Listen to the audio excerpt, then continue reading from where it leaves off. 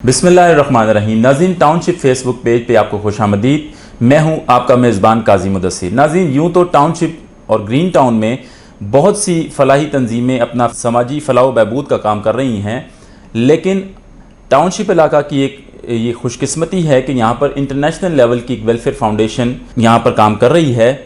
मेरी मुराद Minhaj welfare foundation. आज हम उनके डायरेक्टर मोहतरम सैयद अमजद अली शाह साहब के साथ मौजूद हैं।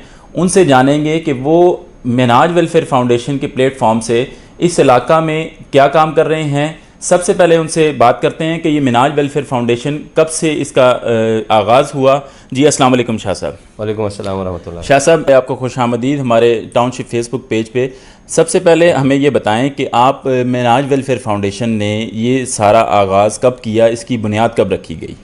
मिनहाज वेलफेयर फाउंडेशन का आगाज़ तो अक्टूबर 1989 से है, यानी 31-32 साल हो गए। और जो ये हमारा कुर्बानी का जो प्रोजेक्ट है, इसको भी तकरीबन कोई 25 साल से ज़्यादा का अरसा हो गया है कि हम ये इज्तिमाई कुर्बानियाँ करवा रहे हैं। और आपको पता होगा, ये सिर्फ़ इस इलाके में नहीं बल्कि इस पूरे मुल्क में हमारी इज्तिमाई कुर्बानियाँ होती हैं, और पूरे मुल्क में भी नहीं होती, क्योंकि मिनहाज वेलफेयर फाउंडेशन एक इंटरनेशनल ऑर्गेनाइजेशन है। तो पूरी दुनिया में हमारी इज्तिमाई कुर्बानियाँ होती हैं, यानी पाकिस्तान के अलावा इंडिया में, बांग्लादेश में, नेपाल में, अफ्रीकन कंट्रीज़ में, यहाँ इन तमाम जगहों पे इज्तिमाई कुर्बानियों का अहतमाम किया जाता है। और वहाँ पे हज़ार जानवर मिनहाज वेलफेयर फाउंडेशन के प्लेटफार्म के ज़ेर साया वो स्लाटर होते हैं, कुर्बानी दी जाती है, और उनका गोश्त जो है मुस्तहिकीन में तकसीम किया जाता है। अल्हम्दुलिल्लाह इस साल पाकिस्तान में सिर्फ़ जो हमारे इस कंट्री ऑफिस से जो एग्जीक्यूशन हो रही है कुर्बानियों की, वो तकरीबन 100 से ज़्यादा मकामात पे हमारी इज्तिमाई कुर्बानियाँ हैं, जिसका तमाम गोश्त फ्री ऑफ कास्ट सिर्फ़ मुस्तहिकीन में तकसीम किया जाएगा। और हज़ार जानवर उसमें इंशाअल्लाह वो कुर्बान किए जाएंगे, उनकी कुर्बानी दी जाएगी और वो फिर आगे तकसीम किया जाएगा। यहाँ के लिए जो लोकल हमारा यहाँ का जो सेटअप है, तो हमारे लाहौर में 2 बड़े डिस्ट्रीब्यूशन कैंप्स होते हैं।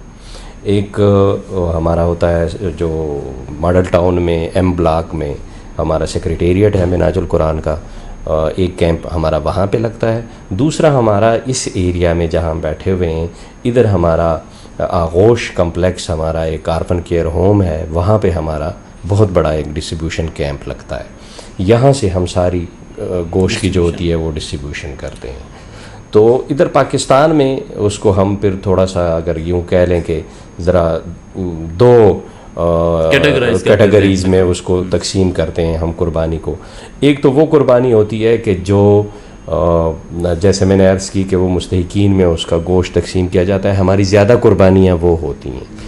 लेकिन लोकल लोगों को चूँकि हम ये हक़ समझते हैं, अपने इन लोकल जो हमारी पॉपुलेशन है उनका ये हक़ समझते हैं कि उनको भी फैसिलिटेट किया जाए, और उनको इस तरह से फैसिलिटेट किया जाए कि अगर वो अपनी कुर्बानी करना चाहते हैं तो हम वो सर्विसेज उनको प्रोवाइड करें।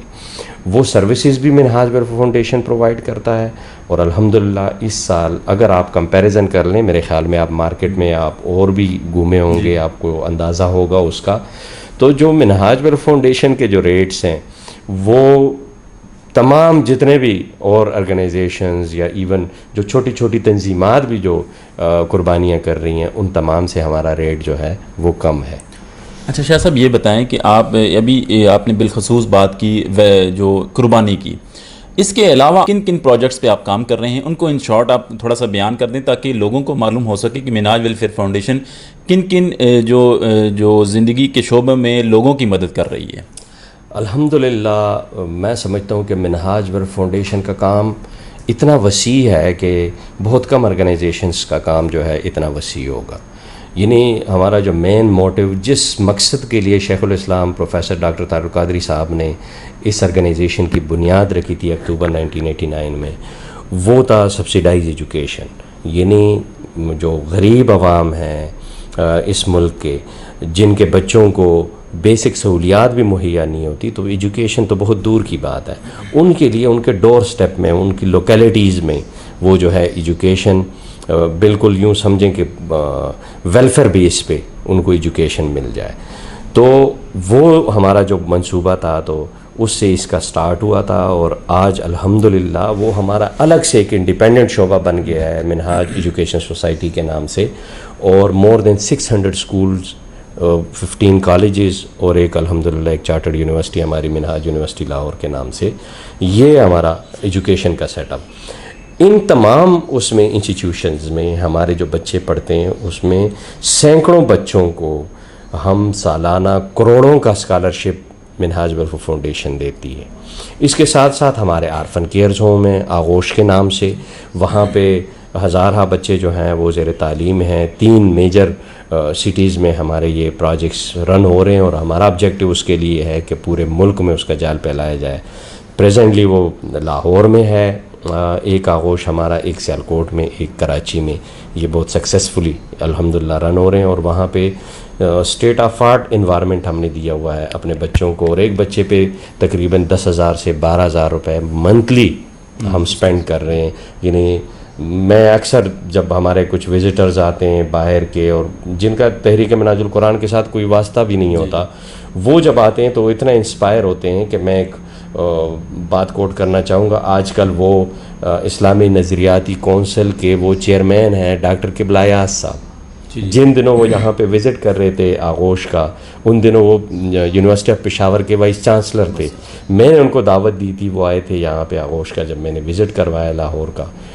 तो उन्होंने अपने कमेंट्स में ये बात लिखी कि यहाँ पे जो आपने फैसिलिटीज़ बच्चों को दी हैं, मैं तो चाहता हूँ, मेरी तो ये ख्वाहिश पैदा हुई कि काश मैं यतीम होता इनकी तरह और मैं यहाँ पढ़ता। यानी ये लोगों की फीलिंग्स होती हैं जो हमने स्टैंडर्ड दिया है। इसके साथ साथ हज़ारा फैमिलीज़ को हमने वाटर पम्प्स, जो क्लीन ड्रिंकिंग वाटर के हमारे प्रोजेक्ट्स हैं, उसमें 2 किस्म के हमारे वाटर पम्प्स हैं। एक छोटे वाटर पम्प्स हैं और जो बड़े वाटर पम्प्स हैं वो थरपारकर और जो जहाँ पे ज़रा डेप्थ ज़्यादा होती है पानी की वहाँ पे वो लगते हैं। अब हम तीसरा हमारा एक काम वाटर प्रोजेक्ट्स के हवाले से शुरू है, वो है सोलर जो एनर्जी से चलने वाले जो छोटे ट्यूबवेल होते हैं। उसका ये फ़ायदा होता है कि उस कम्युनिटी को, एक गांव को हम एक वो सोलर ट्यूबवेल लगा के दे देते हैं।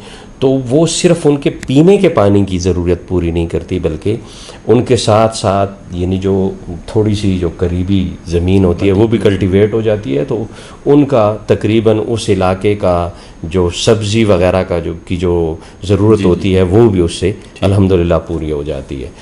साथ में ये मैंने जैसे कुर्बानी का जिक्र किया, यानी ये लाखों लोगों तक अल्हम्दुलिल्लाह ये हम ईद के 3 दिन कुर्बानियाँ करके लाखों लोगों तक ये कुर्बानी का गोश्त पहुँचाएँगे।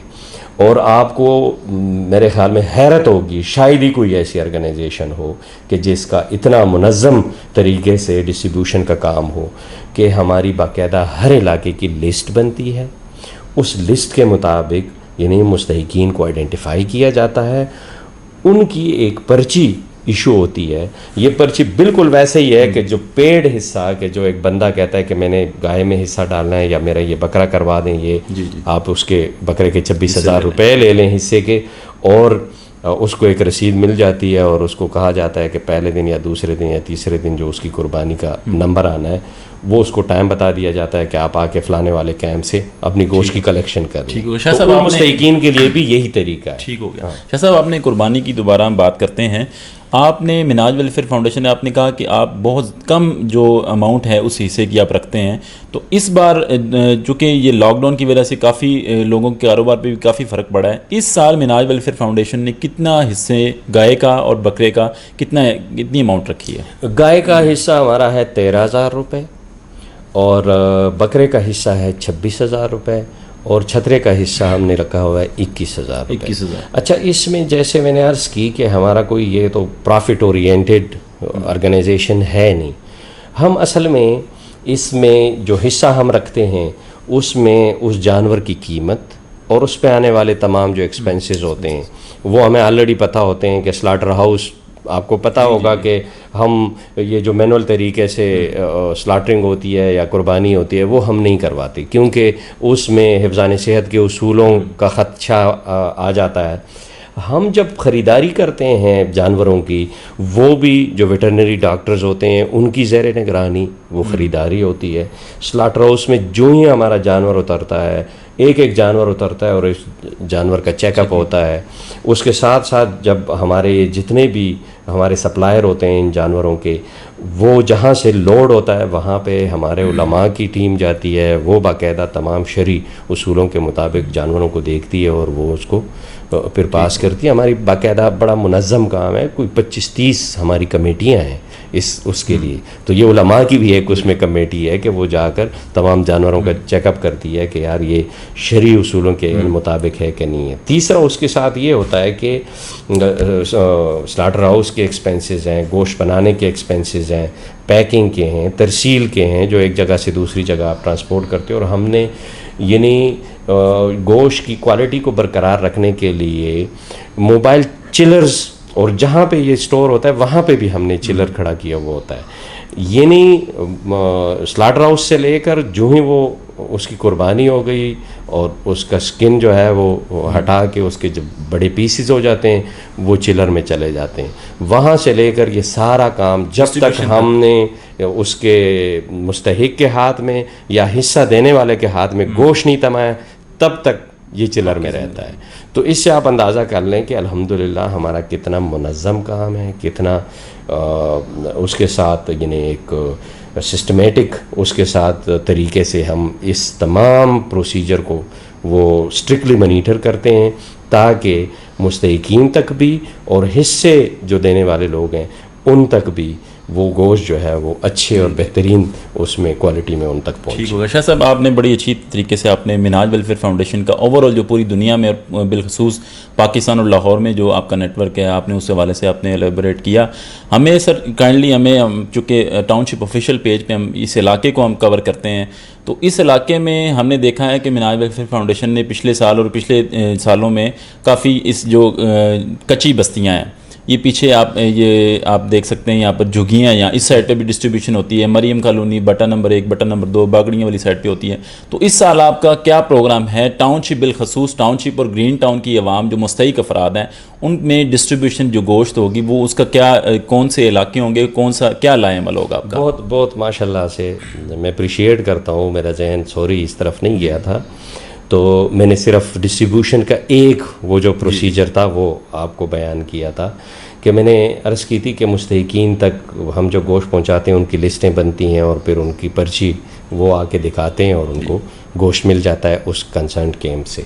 ये तो एक है तरीका है। इसके अलावा भी हम कहते हैं कि ज़्यादा से ज़्यादा लोगों तक ये बात पहुँचे और ये गोश्त पहुँचे, तो हमने फिर उन एरियाज़ को भी आइडेंटिफाई किया होता है और उसकी भी एक स्पेसिफ़िक मुस्तहिकीन में गोश्त की तकसीम की भी हमारी एक कमेटी है। अच्छा। अल्हम्दुलिल्लाह। और वो फिर आइडेंटिफाई करते हैं उन एरियाज़ को कि जो सबसे ज़्यादा मुस्तहिक होते हैं और जहाँ पे थोड़े से अगर रिमोट भी हों, कुछ तो आबादी के करीब होते हैं तो और लोग भी उनको दे जाते हैं, लेकिन कुछ ऐसे होते हैं कि वो ज़रा आबादी से हट के होते हैं, उन बेचारों के पास कोई नहीं जाता।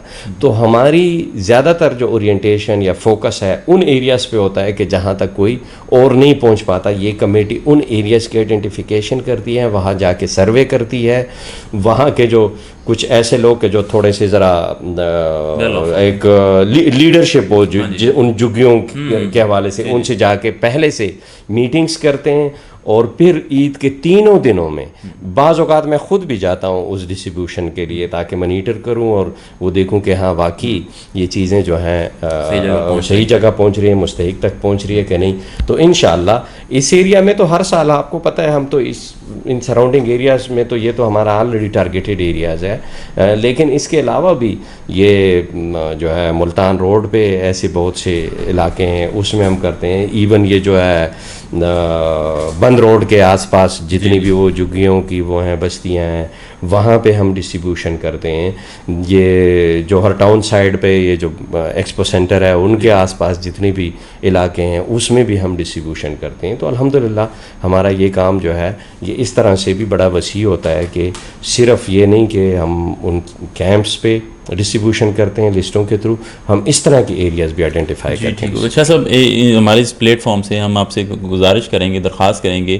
कि ख़ास तौर पे टाउनशिप और ग्रीन टाउन के जो मुस्तहिक अफराद हैं इनको अब थोड़ा सा इस साल ज़्यादा थोड़ा फोकस कर लें ताकि यहाँ के जो मुस्तहिक हैं उनको ज़्यादा से ज़्यादा पहुँच सकें। हम अपने प्लेटफॉर्म से आपसे ये गुजारिश करते हैं इंशाल्लाह मैं समझता हूँ कि ये आप लोगों का हक भी है, और गुजारिश नहीं बल्कि आप हमें हुक्म भी वो दे सकते हैं, हम आपको इतनी वो प्रेस्टीज दे सकते हैं क्योंकि हमारा काम ये है। मेरे पास यहाँ पे जो भी बंदा आता है तो हमारा काम ये है, हम इसीलिए बैठे हैं कि लोगों को फैसिलिटेट करें, मुस्तहिकीन को फैसिलिटेट करें।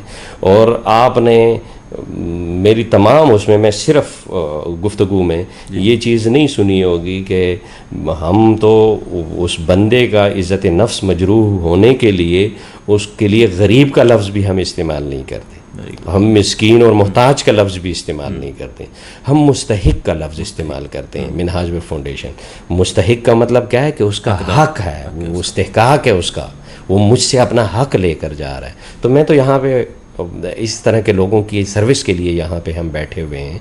तो इंशाल्लाह उस मुस्तहिक तक जो जिनके आइडेंटिफिकेशन आप भी करवाओगे और मुझे खुशी होगी क्योंकि एक मुस्तहिक तक ही हमारा ऑब्जेक्टिव ये होता है कि ये गोश्त पहुँचे।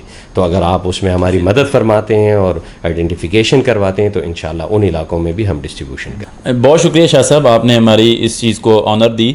हम लास्ट में इससे थोड़ा कुर्बानी से हट के हमने थोड़ा सा आजकल जो इशू चल रहा है लॉकडाउन का, लॉकडाउन में हमने देखा है कि आपके ये हेड ऑफिस में हमने जब लॉकडाउन शुरू हुआ तो यहाँ पर काफ़ी ज़्यादा गुरबा की और जो मुस्तहिक अफराद थी उनकी यहाँ पर लाइनें लगी हुई थी राशन तकसीम के सिलसिला में। तो लॉकडाउन में मिनहाज वेलफेयर फाउंडेशन ने इस इलाके में ख़ास तौर पे और बिलअमूम ओवरऑल कितना काम किया है, जो आजकल जो लॉकडाउन की वजह से लोगों को काफ़ी ज़्यादा परेशानी हुई है, उनके कारोबार बंद हो चुके हैं, तो आपने किस सूरत में आपने उनकी मदद की है? अल्हम्दुलिल्लाह लॉकडाउन में भी शायद ही कोई और ऑर्गेनाइजेशन हो, या रिकॉर्ड बात है कि मिनहाज वेलफेयर फाउंडेशन और तहरीक मिनहाजुल कुरान और मिनहाज फाउंडेशन की ज़ैली तंजीमात, तहरीक मिनहाजुल कुरान की ज़ैली तंजीमात ने पूरे मुल्क में करोड़ों रुपयों की जो राशन और ये फूड आइटम्स जो हैं वो लोगों में तकसीम किए हैं। और आप इस बात के गवाह हैं क्योंकि आप उन मौक़ों पे मौजूद रहे हैं कि अल्हम्दुलिल्लाह इस जहां हम बैठे हुए हैं, हमारा जो कंट्री ऑफिस है, इधर हमने एक एक दिन में हज़ार 800 फैमिलीज़ में राशन तकसीम किए हैं। और आपको ये मेरे ख़्याल में जान के थोड़ा सा वो मेरे ख़्याल में वो एहसास भी हो जाएगा कि हम उन पब्लिक इंटरेक्शंस की वजह से, हालांकि हमने तमाम आपने देखा होगा कि इतनी बड़ी बड़ी एक्टिविटीज़ में भी हमने गवर्नमेंट SOP को वायलेट नहीं किया, लेकिन चूँकि कितना ही आप एहतियात कर लो, जब इतना ज़्यादा क्राउड हो, इतने लोगों के साथ आपका इंटरेक्शन हो, हालांकि हम पूरे प्रॉपर ग्लव्स, और ये देख रहे हैं कि अभी भी ये मास्क पड़ा हुआ है मेरे उस पर टेबल पे ही पड़ा होता है, गाड़ी में भी, यानी मैं मास्क के बगैर मूव ही नहीं करता।